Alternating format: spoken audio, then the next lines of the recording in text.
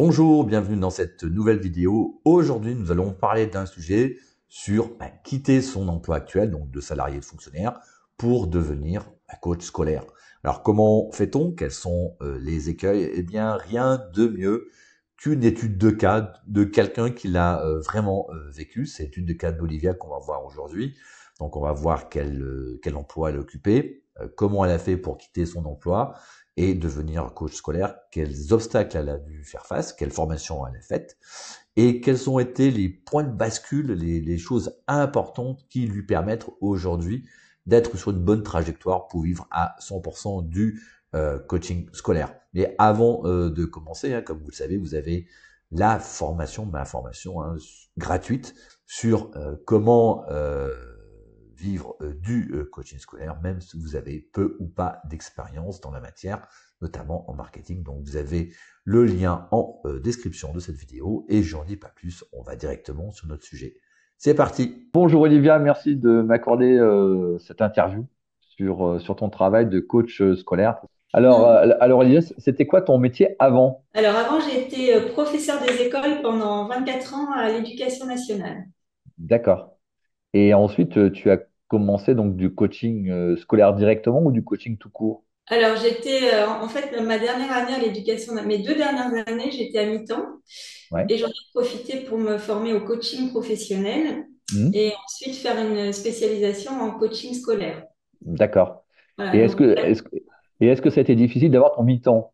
oui, ça a été difficile. Enfin, voilà, après, ça a été difficile d'avoir mon mi-temps. Moi, j'ai eu un mi-temps de droit parce que j'ai eu des soucis familiaux. Enfin, voilà, mon papa était malade, donc j'ai réussi à avoir un mi-temps, mais sinon, je l'aurais jamais obtenu, effectivement. D'accord. Donc ouais, en tant qu'enseignant, l'idée de réduire, est-ce que tu peux réduire à 80%? C'est plus facile? Il faut que ce soit de droit. Quand on est professeur des écoles, il faut que ce soit de droit. Donc, avoir un enfant de moins de 12 ans, ou alors une pathologie, ou alors D'accord. quelqu'un de la famille qui est malade, quoi. En gros, c'est un peu ça, pour schématiser à l'éducation nationale. C'est Oui, très d'accord. compliqué d'avoir, enfin, en tant que professeur des écoles, je sais que les profs il y a d'autres problématiques pour eux. C'est plus simple. Les Hmm, professeurs des écoles, non. d'accord. Et, Compliqué. et tu as commencé quand ton activité de coaching scolaire alors? Ben, je l'ai commencé après avoir quitté l'éducation nationale, donc il y a un an, à peu près. D'accord. Et tu avais combien de clients quand tu as commencé? Quand j'ai commencé, j'en avais trois, quatre Par an ou par mois? par an. D'accord. Ouais, c'est vrai que pour en vivre, c'est un petit peu juste.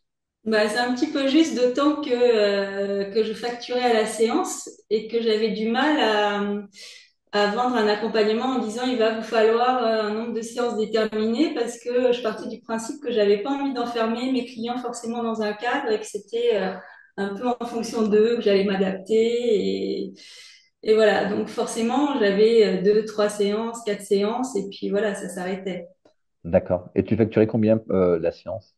Je facturais 65 € la séance. Ah, c'est déjà pas mal.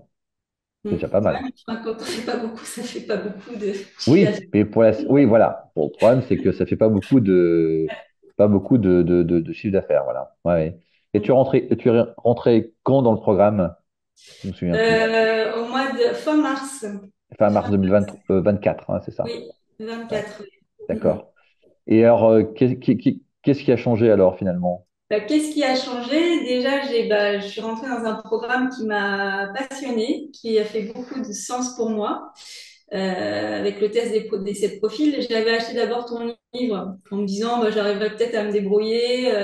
Donc j'avais fait passer le test à certains des élèves que j'accompagnais, mais bon, sans pouvoir forcément m'en servir correctement, on va dire. Hmm, Et donc, bah, le fait de rentrer dans le programme, bah, j'ai eu une formation complète sur les 7 profils, ce qui m'a beaucoup apporté. hmm, Et aussi, le point positif du programme, c'est qu'on assiste à une véritable transformation. Donc hmm, maintenant, quand je veux vendre un accompagnement, je sais à quoi m'attendre à la fin de cet accompagnement, alors qu'avant, j'étais un peu plus dans le brouillard. hmm, hmm. D'accord. Mais de toute façon, ce que tu as appris avant, donc parce que ta formation de coaching et coaching scolaire, t'es utile quand même.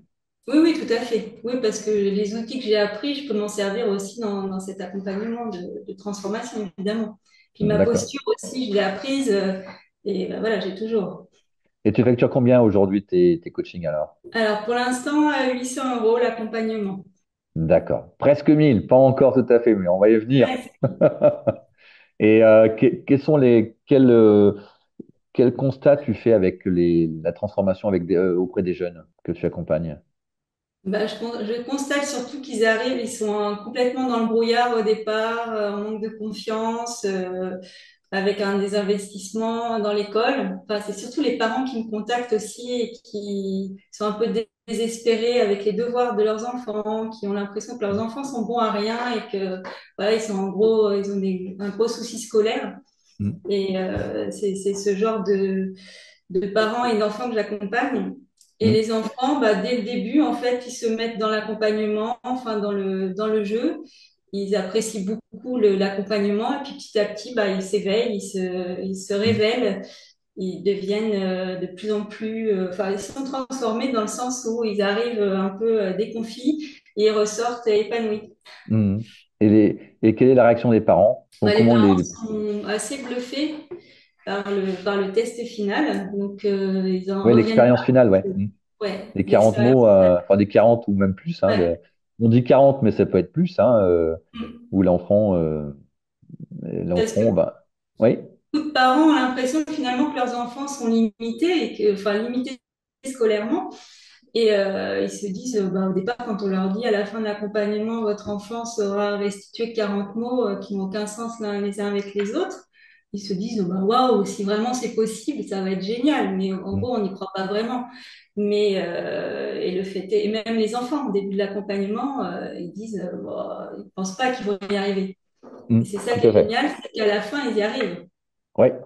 Et Mm. surtout, est-ce que ça se transcrit ensuite sur l'école? Parce que c'est la question. Ben oui, oui, oui. Après, ils se sentent beaucoup mieux à l'école. Moi, par exemple, j'ai accompagné un élève qui était en troisième, qui était complètement, qui avait vraiment des soucis d'apprentissage, qui avait une moyenne qui était en dessous de 10, qui avait raté son brevet blanc.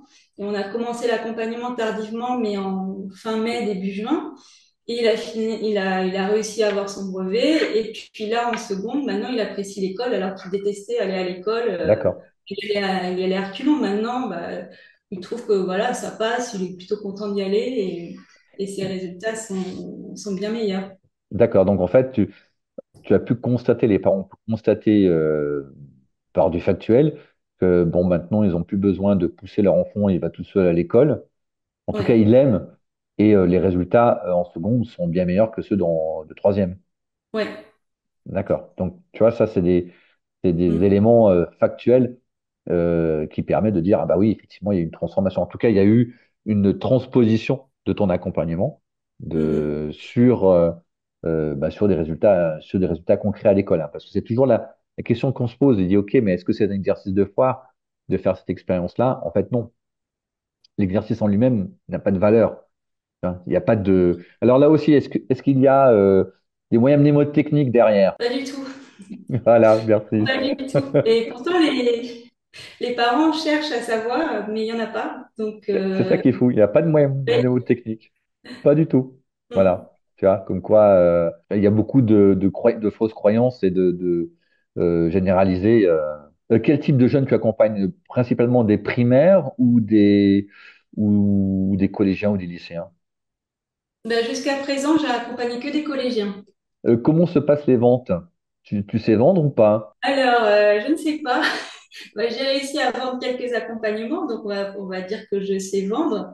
Mais bon, après, c'est affiné au fur et à mesure des rencontres, j'ai envie de dire. C'est sûr. Ouais, Voilà. Après, bien mais après, sûr. tu nous donnes la méthode, en tout cas, pour pouvoir vendre. Après, Oui, c'est à nous voilà. de s'en saisir et de se lancer, quoi. C'est vrai que pour moi, qui suis ancienne fonctionnaire et qui n'ai jamais eu l'habitude de me vendre ou d'aller chercher des clients, bah oui, c'est une grosse sortie de zone de confort. C'est, Mais en c'est- tout cas, j'ai toutes les clés pour. ouais. Et c'est ton mérite aussi parce que tu appliques vraiment très bien. Hein, parce que c'est bien d'avoir les clés, mais tu en as beaucoup qui ont les clés, mais qui ont les clés, quoi, qui appliquent pas. Ouais. Après, il faut Et s'en servir. pour servir pour ouvrir les serrures, quoi. C'est tout. Exactement. Et quel est ton taux de transformation dans les ventes quand tu as un entretien avec un parent? T'es combien à peu près de pourcentage? Grosso à vue de nez. 1/2, 1/3? Ouais, je dirais peut-être 1/3. D'accord. Donc quand tu as 3 entretiens avec un parent, tu fais une Mm. vente. Voilà. D'accord.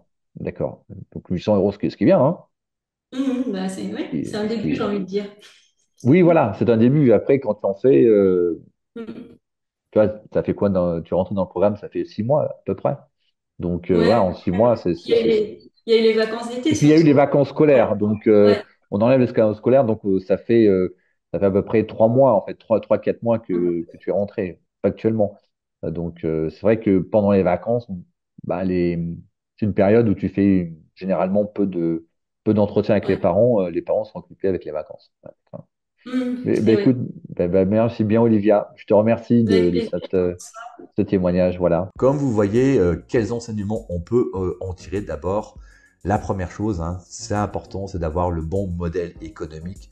Alors là aussi, hein, toute chose égale par ailleurs, c'est dans l'objectif de vivre à 100% du coaching scolaire. Donc vous devez avoir le bon modèle économique, c'est-à-dire facturer au programme ici à 1000 euros. Donc vous avez vu, Olivia n'y est pas tout à fait encore, mais aujourd'hui, à l'heure que je vous parle, elle y est. Elle a réussi à vendre son programme à 1000 euros, ça y est. Donc c'est important parce que il suffit de vendre 3 coachings par mois, ça lui fait 3000 euros de chiffre d'affaires et donc elle peut vivre confortablement à 2200 euros net par mois en auto-entreprise si elle vend 3 coachings par mois, ce qui est pas énorme en fait, hein.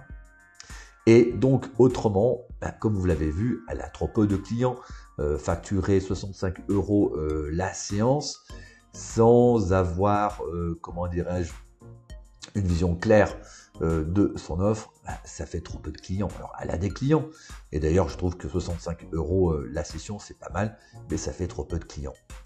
Et enfin, et c'est vraiment l'essentiel, évidemment, elle n'a pas décrété comme ça, sur un claquement de doigts, d'augmenter ses prix pour faire 1000 euros le programme, bien sûr que non, hein. Ce qui est important, c'est de savoir faire une transformation. Donc là aussi, vous avez vu la façon dont je fais la transformation, hein, parce que une chose très importante, les parents achètent des résultats. Les parents sont influencés par le matraquage des sociétés de soutien scolaire, et c'est le jeu, hein. Les sociétés de soutien scolaire sont là aussi, c'est pas des œuvres caritatives, donc elles doivent faire du chiffre d'affaires, elles doivent convaincre les parents de souscrire à leurs offres, c'est tout à fait normal, et donc les parents raisonnent en termes de résultats.